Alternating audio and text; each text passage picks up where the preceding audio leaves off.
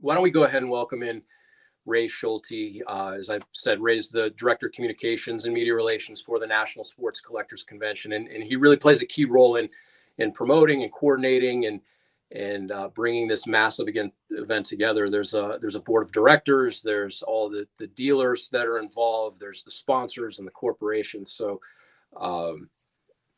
yeah, we'll get to talk to Ray here in a second. Good evening, Ray. Well, how are you guys doing? Thank you for having me. It's a nice, warm Arizona type day in Cleveland, Ohio. Good for you. Good for you. Yeah, Ray, we're thrilled you're able to join us this evening, and of course back in Cleveland, our hometown, and you'll be back at the IX Center, a building you're very familiar with, as are we, back in Cleveland for the 44th National Sports Collectors Convention. What does this show mean to you in and of itself from a big picture view? Well, first, let me tell you, we are very excited to be coming back to Cleveland. As you mentioned, we were there in 2018, had a fantastic show. I think that's when the industry was starting to take off, creating some momentum. So we're looking forward to coming back. It's one of those things where it's more than a show. It's more than a card show. It's an experience. It's one of those things, and a lot of our hobby people talk about it as a community, and it really truly is. And so, most people, and I think Steve, you mentioned I know you know Mike Burkus. He was the founder of 1980, but they say that if you can't find it at the National, it just doesn't exist, and that's so true. And as the industry is growing, we had a lot of momentum in 2019, and then basically the pandemic, and then we went from like 50,000 to now over 100,000 attendees. So, and that's attributed to the industry, the expansion of pop culture, Pokemon, the international interest, and all that. So, to answer your question, every year is exciting for me, and I can't wait for just going through the show doors and just seeing the massive setup on Tuesday and Wednesday of the 23rd and 24th. Do you know how many booths there will be, vendor booths for people to see? There's anywhere between like 650, 750 exhibitor booths. We have a corporate area. We have a breaking pavilion. We have area just for the exhibitors, but we also have a TriStar autograph pavilion. So we're talking about 500, maybe 600,000 square feet of space, and all of it is utilized.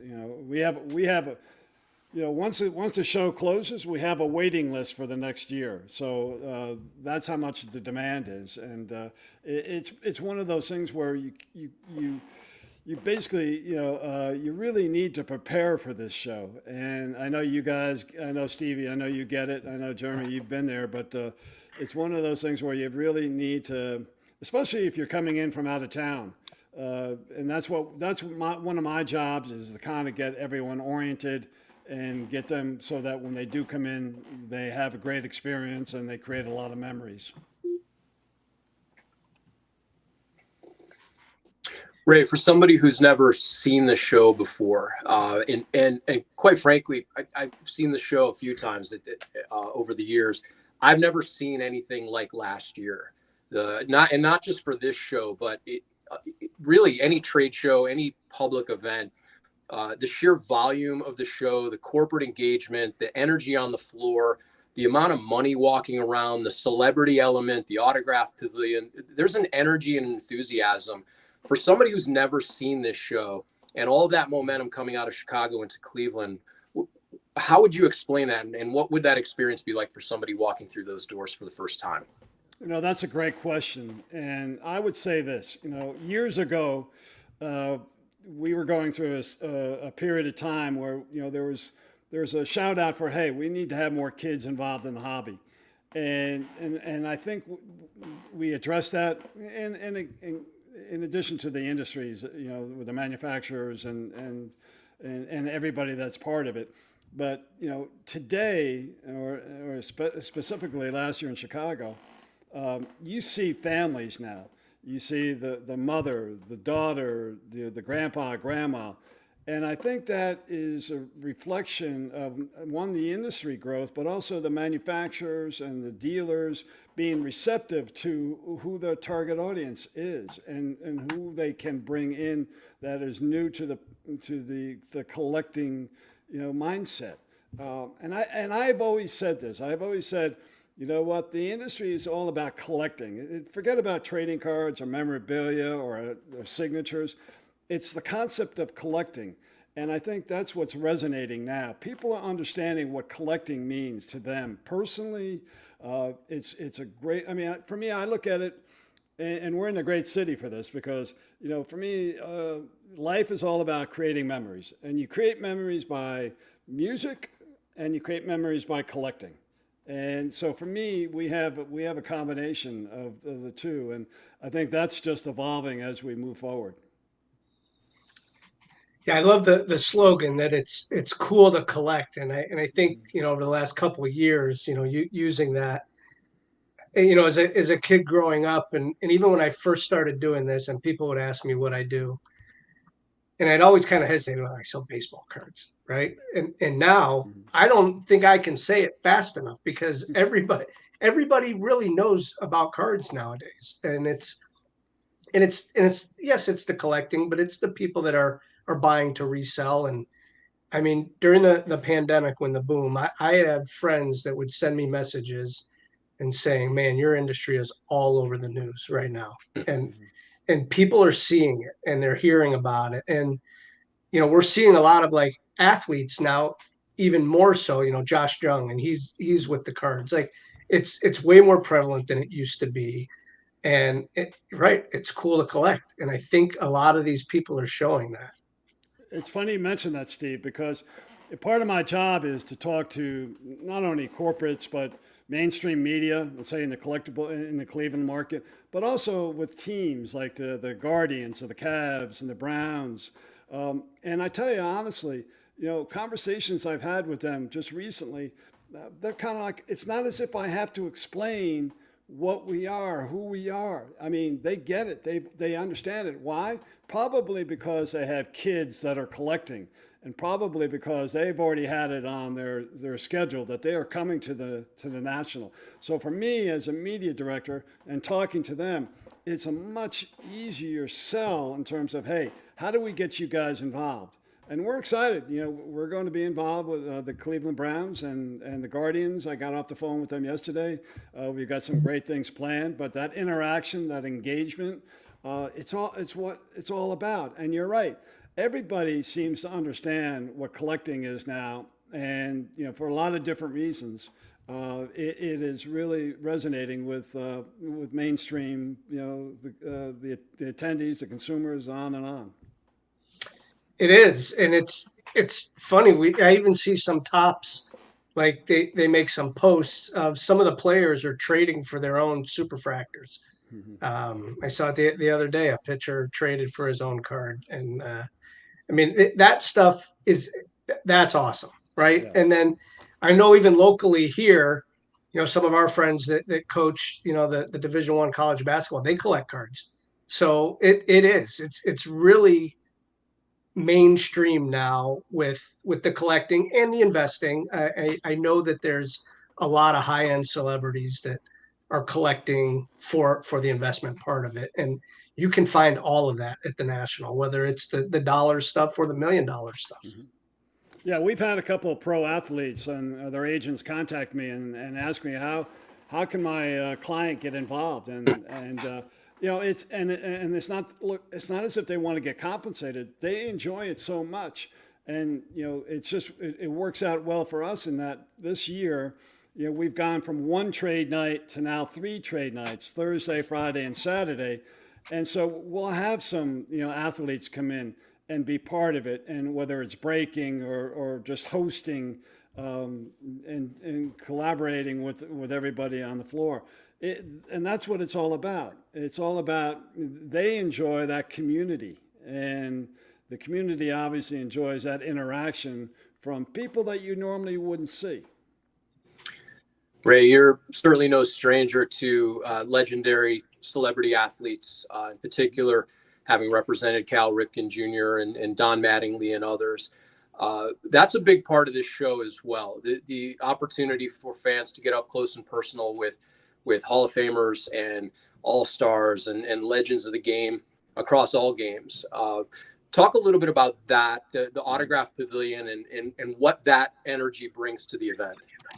Well, we're very fortunate, and obviously representing athletes as I have in the past, and I continue to do. I can tell you that the athletes love coming to the National because everyone's in a good mood. You have a lot of people. We have over 140 something athletes signed up to sign in the TriStar Autograph Pavilion as of today, and there will be more that will be announced. So it's just a great venue, a great opportunity to kind of interact. And now that as we move forward, somebody who buys an autograph ticket can bring in, get it signed, shake the athlete's hand, maybe get a photo right there. But we also have professional photo ops too, and we have that interaction means so much to a dad, to a son, to a daughter, to a mother. And that's where, again, for me, the fact is when you can see that interaction, that's what's so exciting for me and what's so meaningful in terms of, how that community plays into, a family life.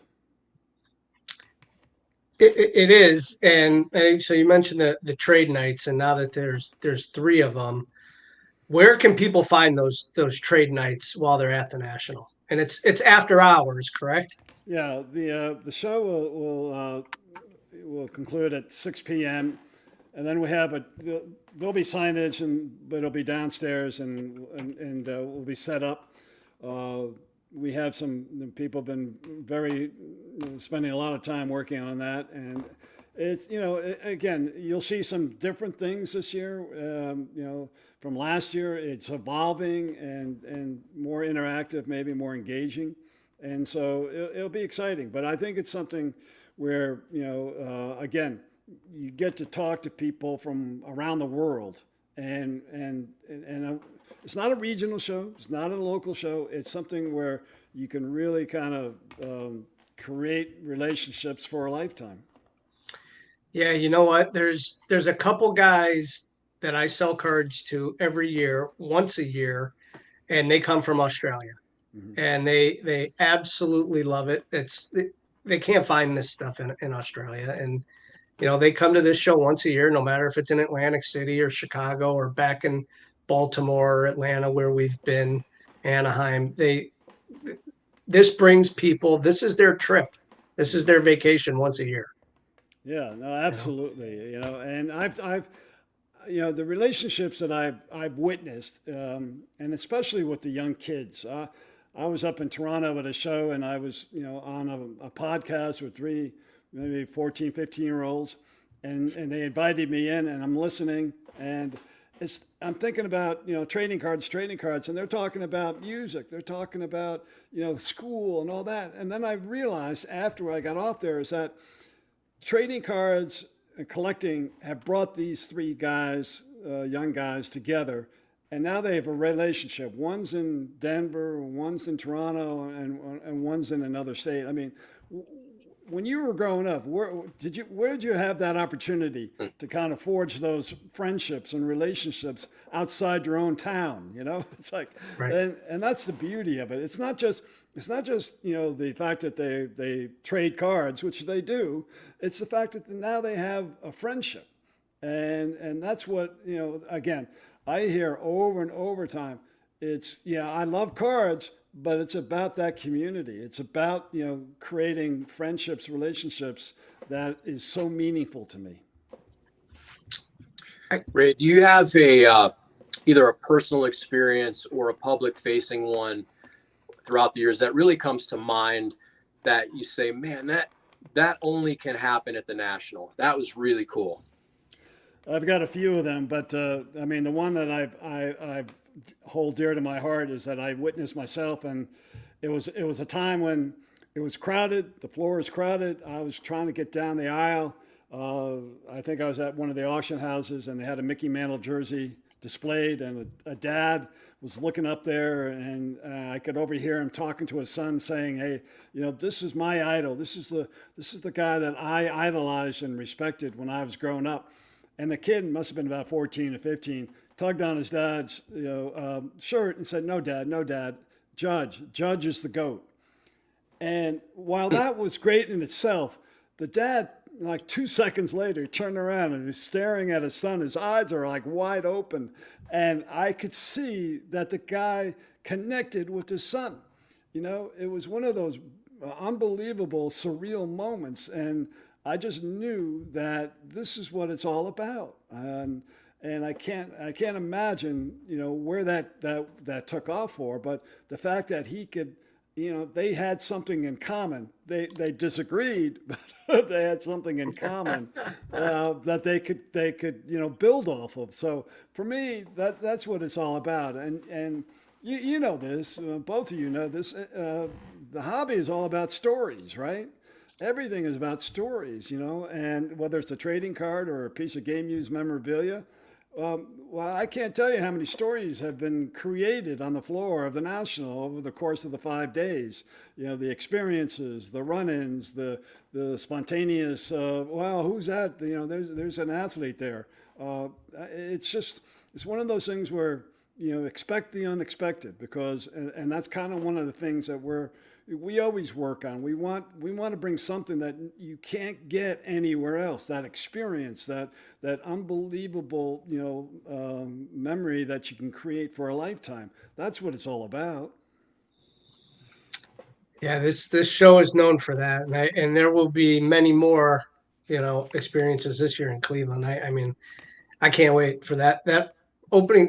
We're there Tuesday setting up, but Wednesday when those doors open to the public, and I mean, it's a rush of people. It's at 4 o'clock Wednesday. Um, it's our Super Bowl, right? I mean, Right. yeah, The other thing too, like I'd like to mention is that, and Steve, you and I have talked about this, and I know you're passionate about it, and that's getting women more involved in the hobby, having women more respected for, whether you're a breaker or a card dealer or a collector. And I know that you go above and beyond with your shows. We're excited, that we can bring it to the national. I mean, we're fortunate to have the Hall of Famer Cheryl Miller. She'll be signing in the TriStar wow. Autograph Pavilion. And then we have the 1999 USA World Cup USA team, Mia Hamm, and I think about 8 or 9 other athletes that will be on site signing as well. So for me, that's exciting because, again, it brings another segment of our community that can really kind of kind of rally around uh, this opportunity to bring in. And then the Yeah, other thing is there is a, I mean, I've had the fortunate ability to talk to a lot of women collectors, and also, I don't call them influencers, I call them content creators. And, every one of them are just like, have an unbelievable story, have authenticity, have, passion, vision, and, can stand up against any man in any kind of situation. So it's kind of like, I'm excited about that because I think that is growing in our industry in significantly, by the way. yeah, definitely here in Cleveland. There's a lot of female collectors and dealers. They set up at our shows, and I mean, they're people just like everybody else. They love the cards we open together. I mean, I sell cards to a couple girls all the time, and they resell them, and it's terrific. I mean, it is absolutely growing. The sports in general, women's sports, whether it's volleyball, basketball, softball, and it is. I mean, it's helpful, and we do the best that we can, and we try to help out, and we invite everybody. So Mhm. Well, Yeah. Ray, we can't thank you enough for joining us. Speaking of inviting everybody, we want to tell stories here and share with the industry, and the industry is going to descend on Cleveland here, July 24th through 28th in Cleveland at the IX Center. Share with us before we let you go. Where can people find out more information about the show, and where can they follow you on social? Absolutely. Check out our website, nsccshow.com, and follow us on Instagram and X. And we just kicked off YouTube and TikTok too. But on Instagram is NSCC Show, and we'll give you updates. We'll give you latest news and everything that we're looking forward to July 24th to the 28th. Yeah, we can't wait. If it was tomorrow, we would be there. So the great thing is we don't have to travel that far this year, and yeah, we cannot wait to. I know it's not our show, but we are in Cleveland, and we feel like that everybody's coming to our hometown to check this out, and as pseudo hosts that we can be, we just can't wait for this show. Well, I just want to say thank you, Cleveland, and we can't Yeah. wait to see you. Perfect. Great. Thanks a lot. All right. Thanks, Ray. Talk soon.